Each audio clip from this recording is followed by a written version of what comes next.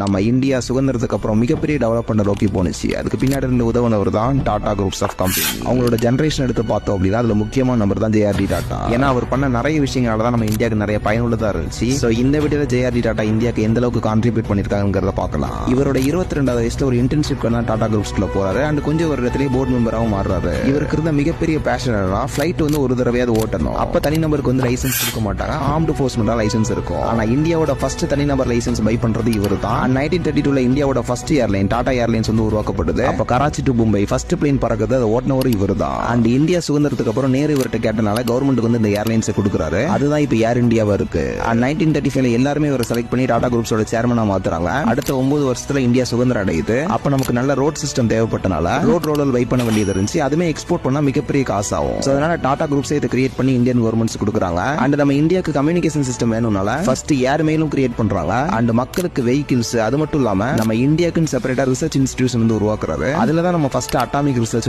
செய்றோம். அதை தொடர்ந்து தான் இப்ப இஸ்ரோவா வளர்ந்து நிக்கி. அண்ட் நம்ம டிசிஎஸ் கேள்விப்பட்டிருப்போம், எவ்வளவு மிகப்பெரிய கம்பெனின்னு சொல்லிட்டு. அதை கிரியேட் பண்ணதுமே ஜேஆர்டி டாடா தான். சோ இவ்வளவு தூரம் நம்ம இந்தியாவுக்கு கான்ட்ரிபியூட் பண்ண ஒரு நபருக்கு 1992 இந்தியாவோட மிகப்பெரிய விருதான பாரத ரத்னா விருது நம்ம ஜேஆர்டி டாடா கொடுக்குறாங்க. 1993 இவர் இறந்ததுக்கு அப்புறம் டாடா குரூப்ஸ் யார் காப்பாத்துவான்னு நினைக்கும் போது அவரோட லெகசியை கொஞ்சம் கூட குறைக்காம சூப்பரா கொண்டு வந்தவர் தான் ரத்தன் டாடா. இவரை பத்தி நம்ம ஆல்ரெடி ஒரு வீடியோ போஸ்ட் பண்ணிருப்போம், வேணா இந்த வீடியோ செக் பண்ணி பாருங்க.